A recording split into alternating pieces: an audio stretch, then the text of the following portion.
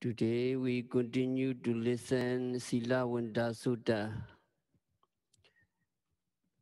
In this sutta, Venerable Sariputra answered to Venerable Magutika that a virtuous and instructed bhikkhu should carefully attend to the 5 aggregates subject to clinging upadana as impermanent, as suffering, as a disease, as chuma, as empty, as non-self, etc.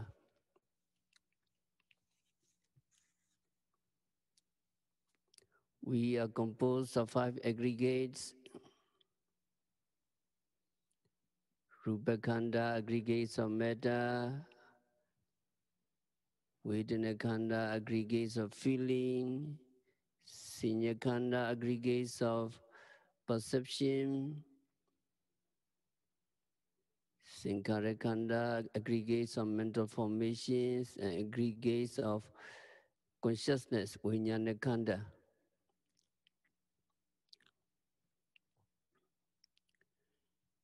The 5 aggregates are called dukkha, suffering,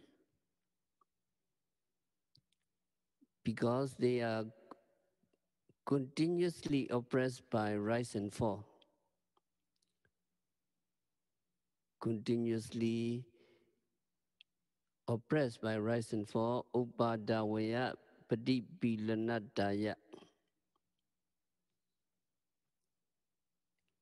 This is the first of 3 reasons given in the commentaries. And the second reason, dukkha vitudaya. The aggregates are called dukkha. It is because they are the basic of suffering. They are the seeds of suffering. And the third reason, payatena dukkha. It is dukkha because they are 5 aggregates. Because they are 5 aggregates, there is suffering. And as we ourselves are 5 aggregates, we suffer.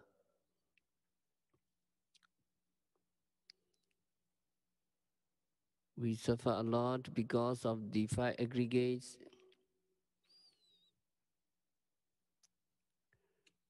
Regarding eyes,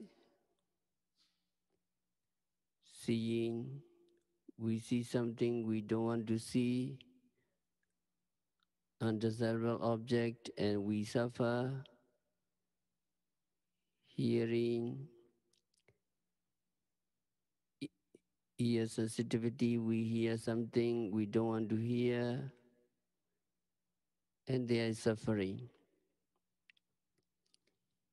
And we don't want to be sad, we don't want to be depressed, but we get sad, and we get depressed, and we suffer.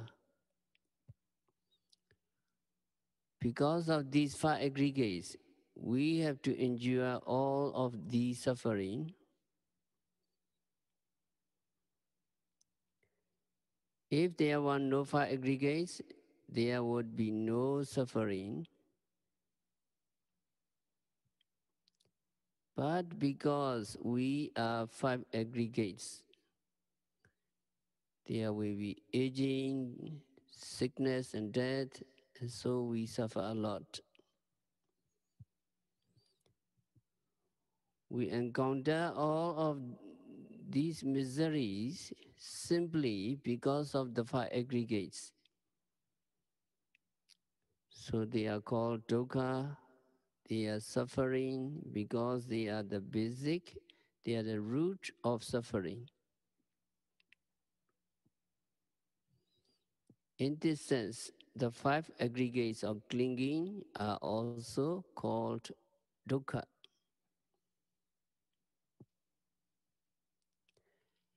And the third reason,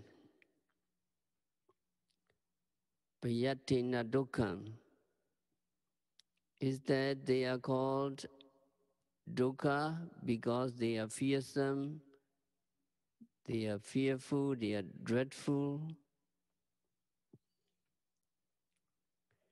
Because of these five aggregates, because of these minor matters, we undergo constant suffering, so they are fearful. Because the five aggregates or minor matter bring aging, sickness and death, and other kinds of suffering, they are called dukkha.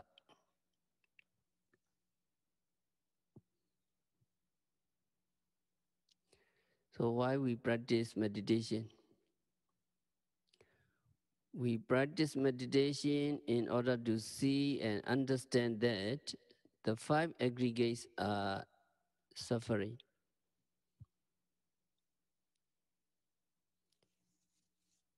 And they are called suffering for three reasons again. They are constantly oppressed by rise and fall. And the five aggregates are the basic of suffering. The five aggregates are fearsome.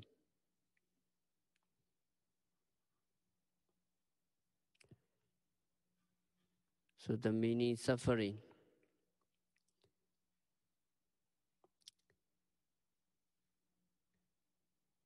In order to include other meanings of suffering, dukkha is translated as unsatisfactory rather than suffering.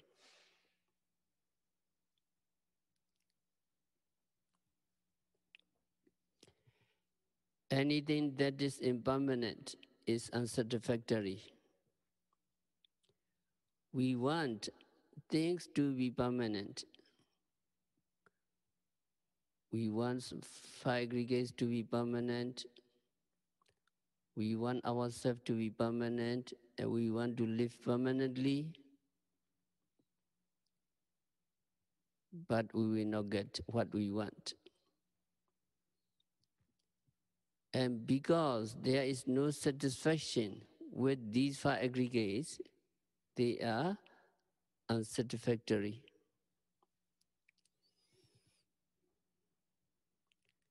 And we need to understand three things. What is it that is dukkha? And what is the characteristics of dukkha? Dukkha lakkhana? And what is dukkha nupassana? What is seeing dukkha?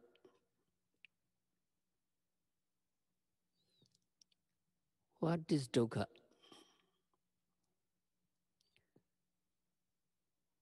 When we say dukkha, suffering, we mean the five aggregates, the mind and matter, which are also impermanent. These same five aggregates that are impermanent are also dukkha, suffering.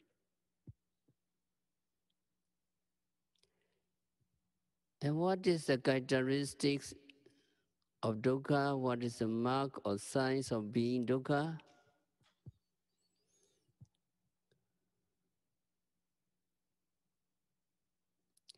We see that the five aggregates, which comprise everything in the world, are oppressed continuously by rise and fall.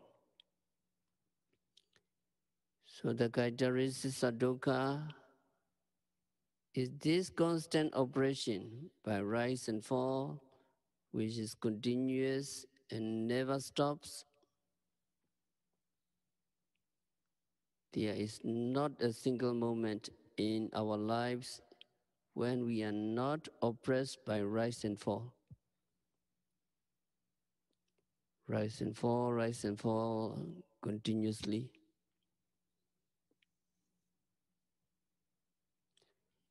And what is dukkha nupassana? Or what is repeated seeing of dukkha? That means watching and noting the five aggregates during Vipassana meditation and seeing with your eyes, seeing with your own eyes the continuous operation by rise and fall.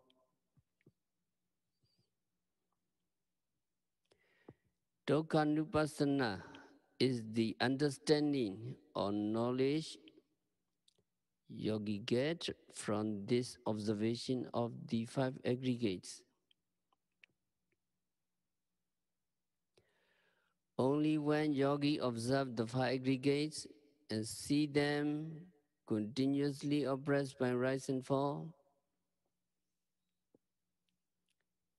this vipassana knowledge can be gained and made your own.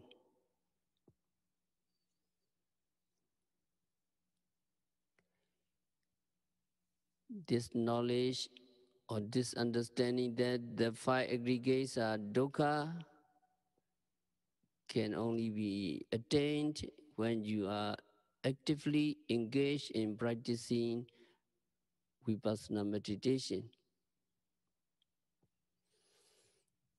There's no other way to see the rise and fall of the aggregates. Only while you are practicing vipassana and watching them as they rise and fall at the present moment, you will be convinced of their continuous oppression, and you will know that they are suffering. This kind of knowledge is called dukkhanupassana. It is the real seeing of suffering.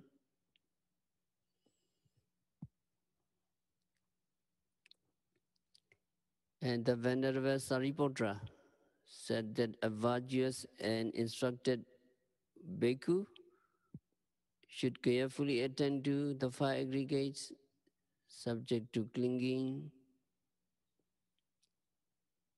in order to see and understand them as suffering.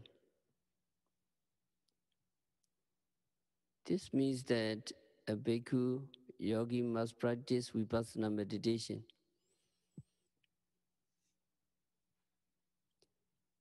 And then you know two kinds of suffering, two kinds of dukkha. Viññati dukkha, superficial suffering, and paramattha dukkha, real suffering. Superficial suffering does not need the practice of vipassana meditation in order to be understood. You cut your finger and then you suffer, and you hit your knee against something and you suffer, and you have strong headache, strong toothache, and then you say it is dukkha, is suffering. And this kinds of understanding is superficial. You understand superficial suffering. The nature of suffering is not really seen. You experience the unpleasant feeling involved and then see it as suffering. You just feel it and you know it. Meditation is not needed to understand it. What we are concerned with here is real suffering, paramattha dukkha.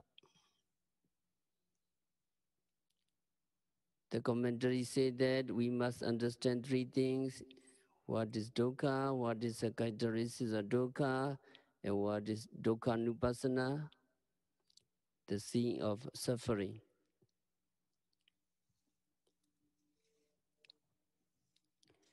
And what is dukkha? You understand, five aggregates is dukkha. Five aggregates are suffering.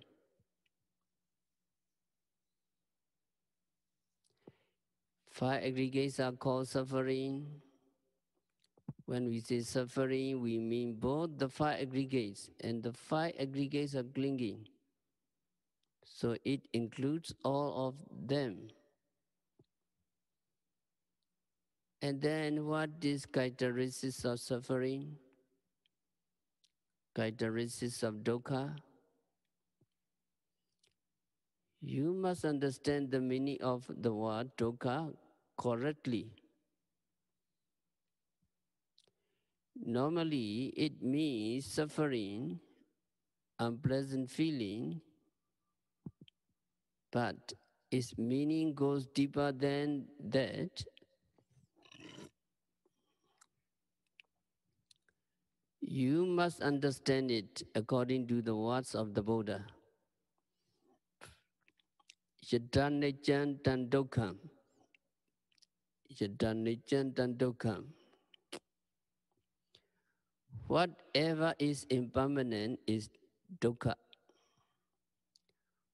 Whatever is impermanent is suffering. We need to understand this. And Buddha did not say that whatever is difficult to endure is suffering. Buddha did not say, or anything like that. Buddha said that yadan nechan tan dukkham, whatever is impermanent is suffering. If you know something to be impermanent, you also know that it is suffering. So the meaning of the word suffering goes deeper than the surface meaning. Yogi have to go deeper into it. In order to understand it, yogi must remember the saying of the Buddha that whatever is impermanent is suffering. If you want to know whether something is suffering, watch or see if it is permanent or impermanent. You watch carefully. If it is impermanent, yogi will know, yogi will understand that it is dukkha.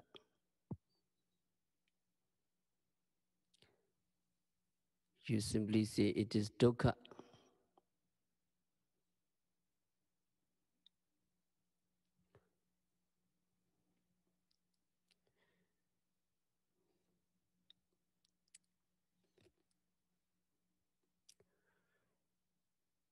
So once you see that something is impermanent, you can simply say that it is suffering. The word suffering in English and dukkha in Pali have more meaning than what appears on the surface. Dukkha means suffering, something difficult to endure, or oppression. Here, according to the Buddha's definition, whatever is impermanent is suffering. Why should something impermanent be called suffering? Sometimes people enjoy delicious food. People have good companionship. People have nice vacation. People enjoy many things. Are those things dukkha?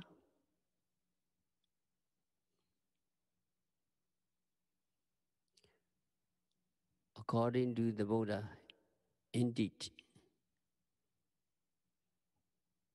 these are suffering. Why are such seemingly activities called suffering. And we must understand the characteristics of suffering. The commentary gives 3 reasons why the 5 aggregates of clinging are called suffering. The first reason is that 5 aggregates are constantly oppressed by rise and fall.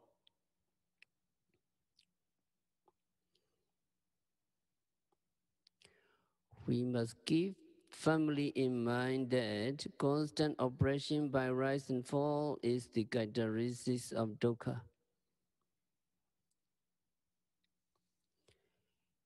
If yogi want to know whether or not something is dukkha, try to see, try to watch whether it rises and falls. If it does, if it rises and falls, it is to be oppressed by the rising and falling, appearing and disappearing, and that oppression is what dukkha means. So all 5 aggregates, including the 5 aggregates of clinging, are called dukkha because they are constantly oppressed by rise and fall. So you look at everything in the world and you will see everything is oppressed by rise and fall.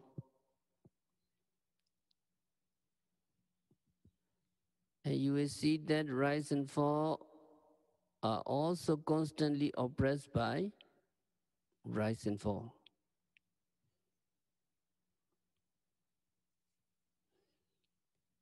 Can you find a single moment when there is no rise and fall?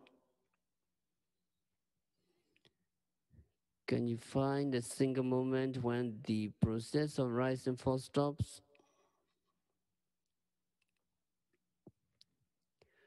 From the moment we take conception, this rise and fall begins to oppress us, and it goes on and on throughout our life. There's not a single moment when we are free from rise and fall, appearing and disappearing. There's always rise and fall, rise and fall, rise and fall, appearing and disappearing, appearing and disappearing. When yogi see things during meditation, yogi note them as rising and falling, appearing and disappearing one after another. Maybe hundreds of objects. Then yogi get the impression that everything is oppressed by rising and falling. This rising and falling is a kind of oppression. Falling means distraction, which is a kind of oppression. And rising is a precursor to falling. It rises so that it can fall. Falling is also a kind of oppression. Rising and falling oppress the 5 aggregates every moment, creating continuous oppression. This constant oppression by rise and fall is the characteristic of dukkha.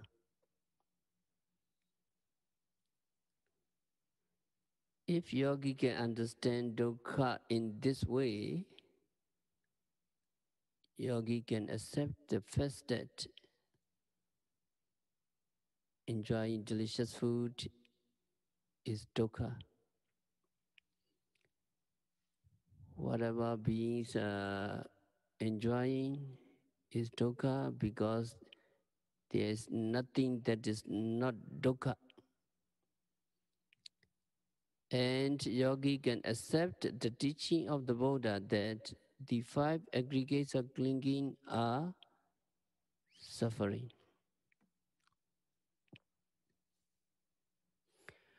When explaining the first noble truth in the first sermon, Dhammacakkappavattana Sutta, Buddha said at the end, Pinchupadana Khandha Dukkha. The five aggregates of clinging are suffering. That means, in brief, that everything in the world is suffering. If yogi understand this to mean the continuous oppression by rise and fall, yogi can easily accept the truthfulness of the Buddha's explanation.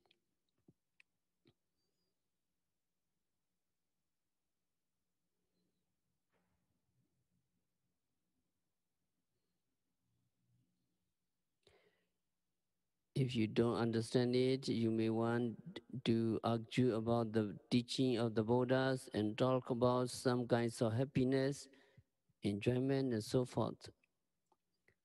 But this, we need to understand and to hold firmly in mind the meaning of dukkha is constant oppression by rise and fall.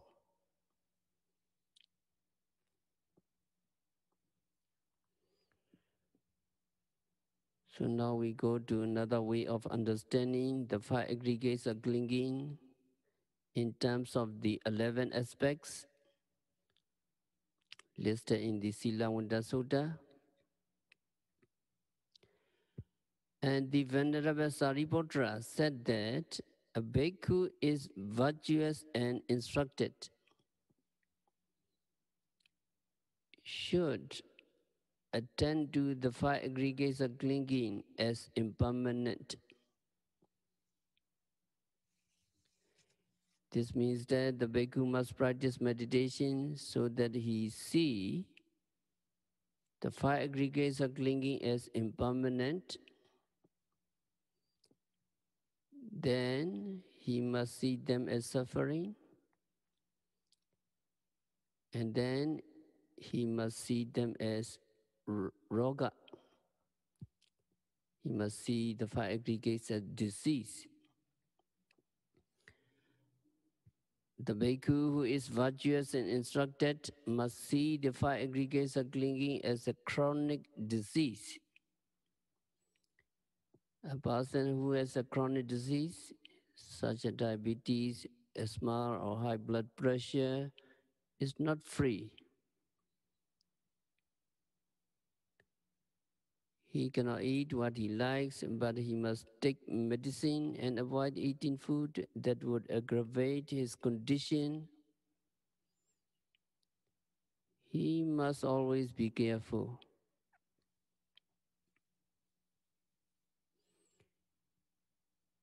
The disease may increase and at times decrease, but he is never in control. No matter how careful he is,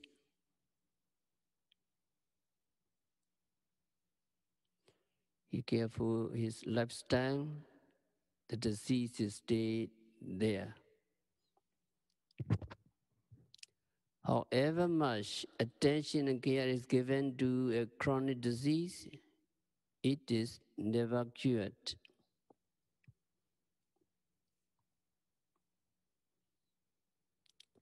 In the same way, however much we find fault with the five aggregates, we still have them. We need to wash, we need to shower, we need to walk, walking exercise. And we need to attend to the five aggregates. We must avoid food that is unsuitable for our body. We must avoid living in an unsuitable climate for our body. And we need to take care of a host of other things just because of the five aggregates. So these five aggregates can be viewed as a chronic disease.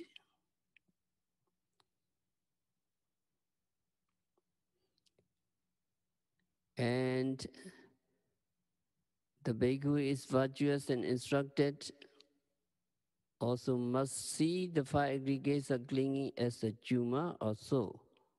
Ganta to, ganta, that is juma or so. When he has a tumor or so that oozes blood and pus and causes a lot of pain, he must care for it with medication. Our five aggregates are like a tumor. Many repulsive things ooze out, such as greed, hatred, delusion, pride, envy, jealousy, etc. Many repulsive things ooze out from our eyes, ears, nose, tongue, body, and mind. They are always oozing out. When we see something beautiful, greed or attachment oozes out from our eyes. And if we see something we don't like, anger oozes out of our eyes.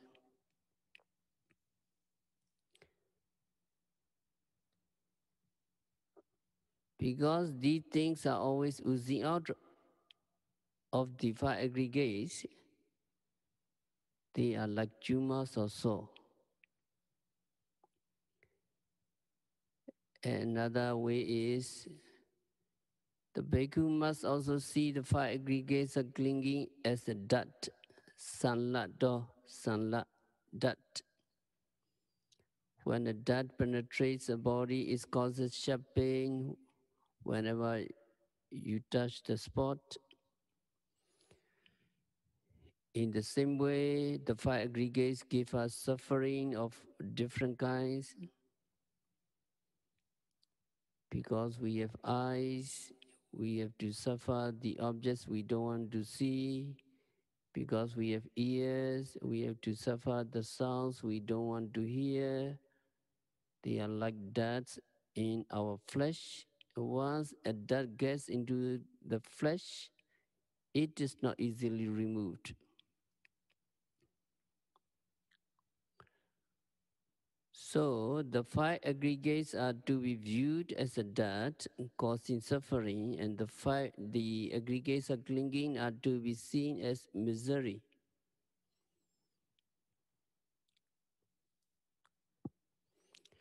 And the five aggregates are also to be viewed as akusala, that is in Bali, aga. One commentary explained as dukkha aga. If we take the words to mean dukkha, it would be the same as the word suffering. But Visuddhimagga explained it differently. It described aga as being censurable, deserving of censure, like akusala karma, that is censured by noble person, and giving painful results. The five aggregates are censurable because they give us pain, suffering, and bad results, so they are to be viewed as akusala.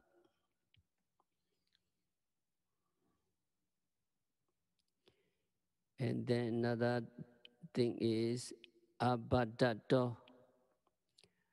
Five aggregates are to be seen as affliction, which means occasional sickness, such as a cold, indigestion, diarrhea, or fever.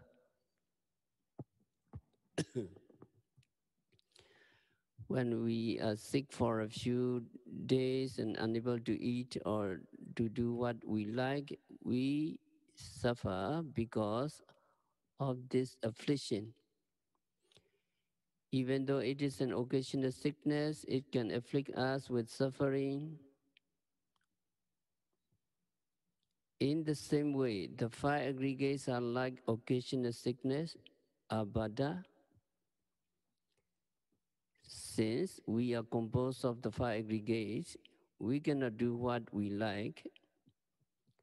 We have to look after them, we have to protect them, and we have to avoid what is unsuitable for them.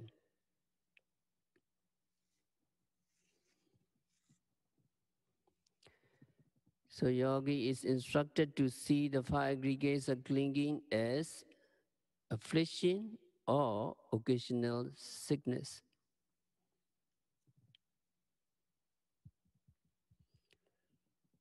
So seven aspects of the aggregates as impermanent, as suffering, as disease, as tumor, as death, as misery, and as affliction.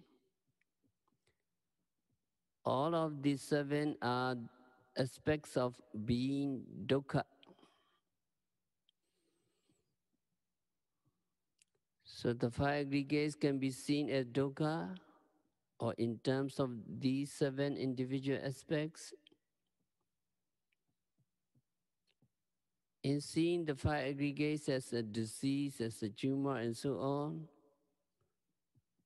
yogis are seeing the dukkha aspects of the five aggregates. And the next aspect is parato, aliens. A person who is an alien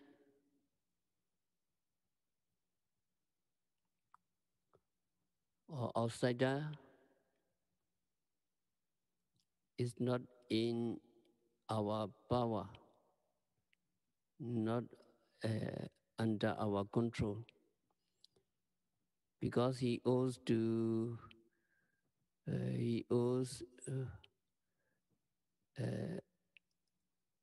allegiance to another country. He is an outsider, and we have no authority over him.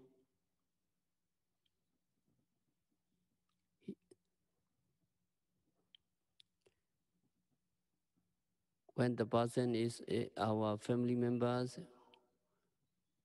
we can ask him something, but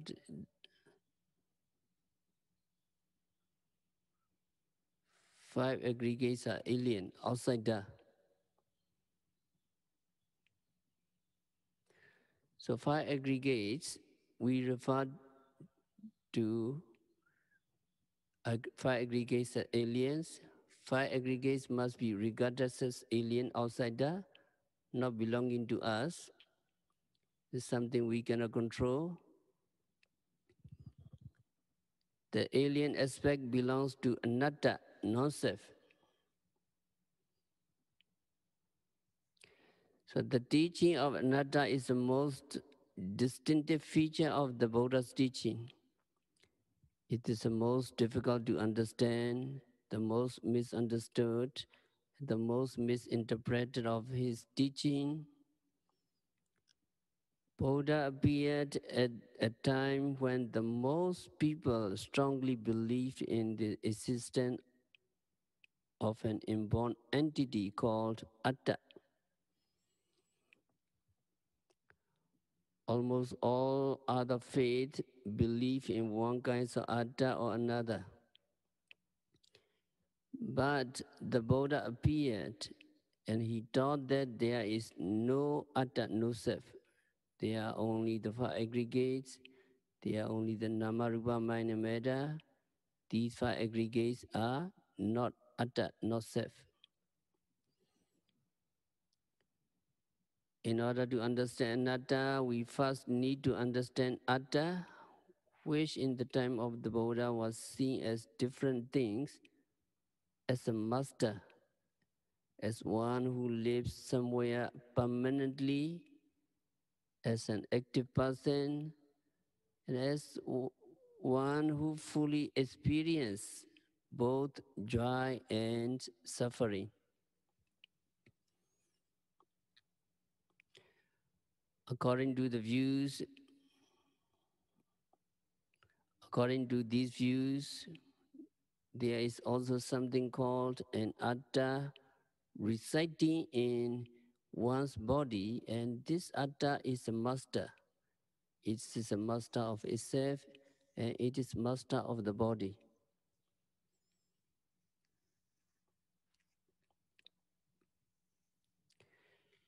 There are people who think that they are master of themselves.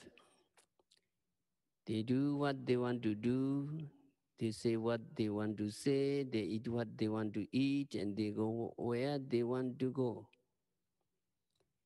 If they really think they are master of themselves, and they try practicing meditation for a few minutes or a few hours, and see if they can keep the mind on the object,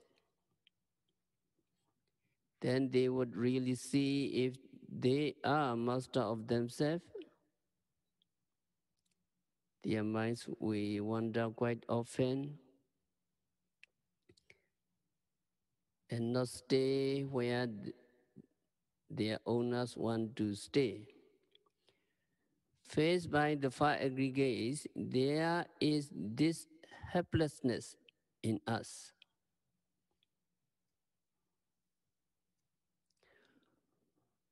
Although we think that we can think of whatever we want to think, if we try to train our mind on the object, we see that we are not master of ourselves. We are at the mercy of our mind. So the sense of anatta, not atta, manifests itself to us when we try to practice meditation.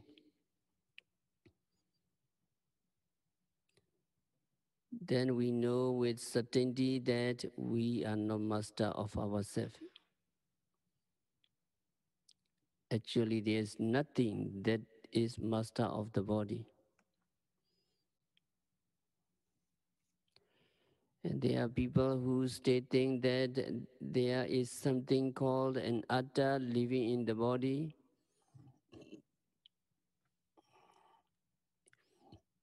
It enters our body at the moment of uh, conception, and it lives in the body for the entire life. And when we die, it will leave our body and enter a new body. It will go on like that and never die, although the physical body will die. There is one belief in Atta that many people had during the time of the Buddha.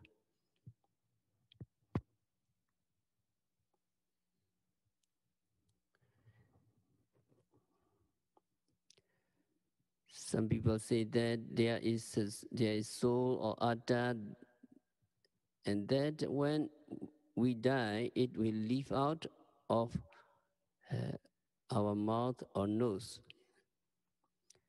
So these people still have this belief. This is known as a belief in Atta, as something abiding in us permanently. Permanently means it will change from one body to another, and it goes on without becoming impermanent. It is permanent and goes on from one life to another, one body to another body.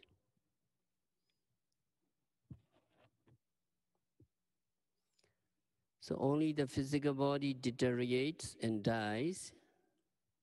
This belief is compared to wearing new clothes. When clothes get old and dirty, a person leaves them and gets new clothes. In the same way, this atta resides in our body, and when the body becomes old and dies, the atta will move into another new body, and so on.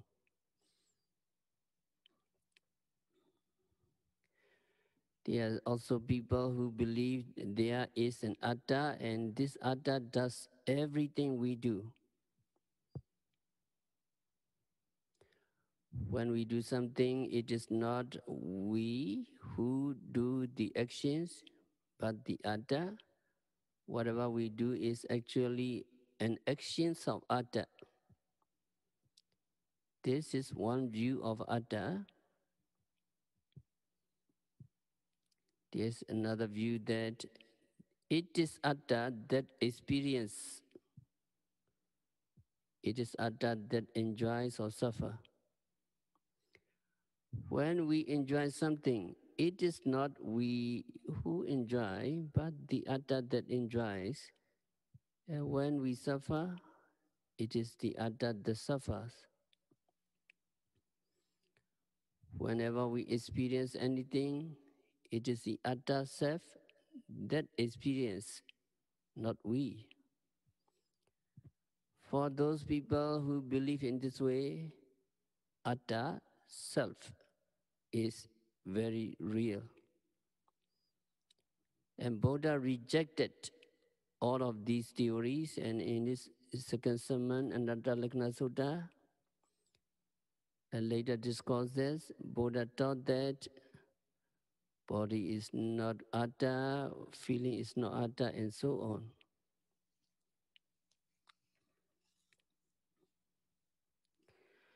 Because Buddha knew the truth of anatta, he rejected the view of permanent entity, the view of atta.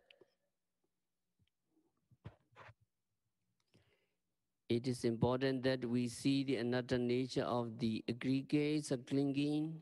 We need to see the anatta nature of mind and matter. In order to see non-self nature of things, we need to practice vipassana meditation. Only through vipassana meditation we can see that rupas and others or five aggregates are not self, they are not atta, and there is no atta in body, there is no self in the five aggregates.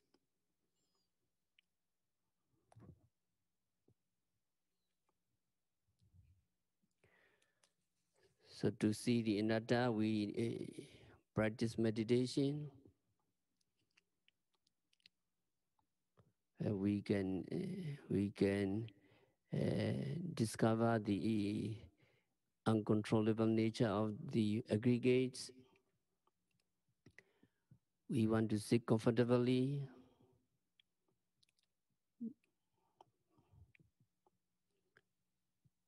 But the feeling of stiffness, hot, cold, unpleasant sensation arise. We know the stiff, hot, cold, cold. We cannot control. We want to sit without moving, but the body becomes stiff and we want to bend, we want to stretch. We want to keep our eyelids quietly, but opening and shutting the eyelids frequently. Frequent change of postures. We don't want to move during sitting, but a lot of frequent change.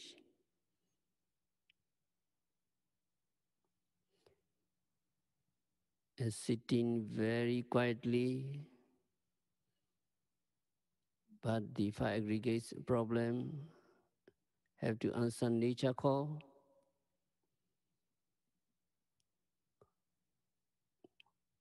We want to clean all the time, but need some mucus, tears, sweat, ooze out from the five aggregates from our body. Uncontrollable nature, anatta.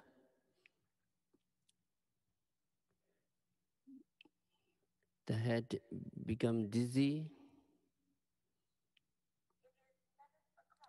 unpleasant sensation we don't want, but it is uncontrollable, dizziness coming, and we want to be quiet, but a lot of coughing.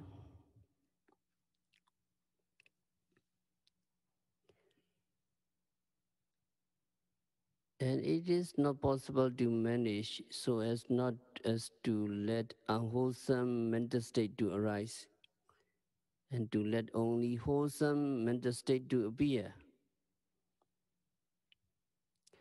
We want to develop only the vipassana sankara, vipassana volitional activities confined only to meditation. But when concentration not good, an undesirable distraction appeared. Because of the condition, lobha, greed, various thoughts keep on rising, and sometimes because of the objects, dosa, hate, anger, mana conceit appeared. A yogi have to note. So all these volitional activities tends to afflict us. They are unmanageable as we wish. And these mental state appeared dependent on respective condition.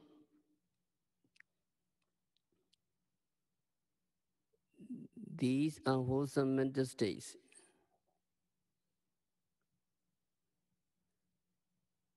may be likened to the sun, likened to the rain or the wind.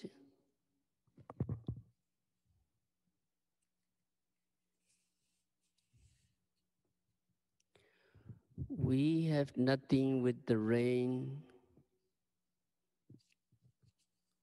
no control over it. When we wish for the rain, we may not get rain unless such conditions as rain, clouds, humidity, winds, elements, etc. permit. There were no clouds, no humidity and winds, so no rain, even though we wish. But when the conditions are right, we may get rain even if we don't want it. In the same way with the sun, when covered by clouds, there is no sunshine even though we wish for sun.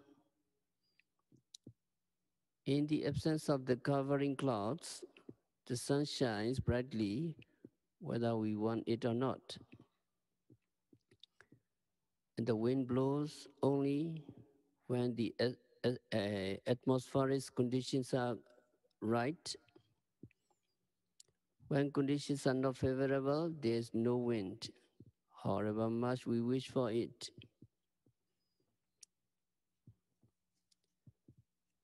So these external phenomena have nothing to do with us. We have no control over them. We have no control over sun, wind, and rain. In the same way, our aggregates are the internal phenomena over which also we have no control. Aggregates are happening in accordance with conditions, so five aggregates are anatta.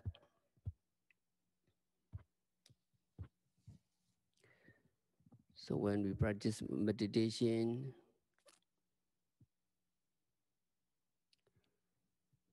we clearly understand the nature of anatta.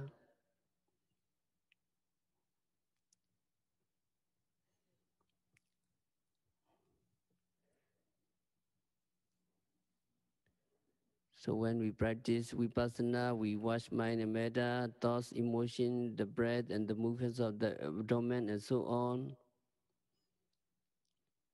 And when our concentration or understanding becomes mature, we begin to see the objects.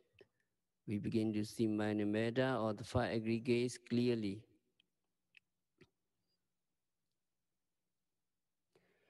When we begin to see clearly, we will know what they are, and then we will see them rise and fall, appearing and disappearing. We see that at every moment there is the object that is noted, and the mind that notes, mind and metta.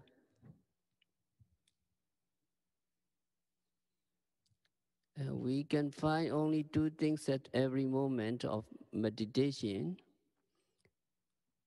When we are mindful of rising and falling, there is the rising of the abdomen and there is awareness. There are only these two things, nama and rupa, or five aggregates. There's nothing in the form of a person administering the mindfulness of the rising of the abdomen. At such moment, we see only the rising of the abdomen and the mindfulness of the rising, and there's nothing more. We cannot see atta, we cannot see self there.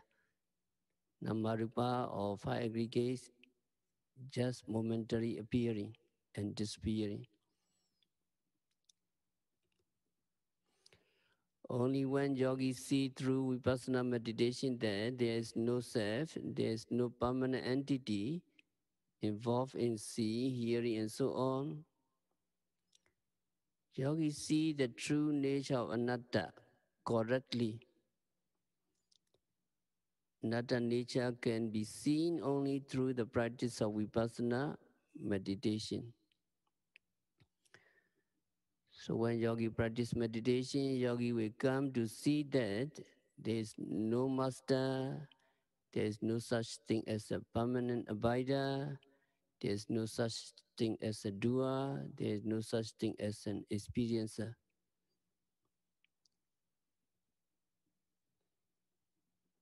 There is only the experience, there is only the doing, there is no doer, there is no experiencer. At every moment of any experience, yogi can see for himself or herself that no person, no individual, no atta is involved, but just the doing action or just the experiencing action. So through vipassana meditation, yogi come to see the anatta nature of things. There is one kind of anatta nature, non-self nature. So now we have to practice meditation to discover anicca, dukkha, and anatta, and impermanent suffering and non-self. So practice meditation for a few minutes.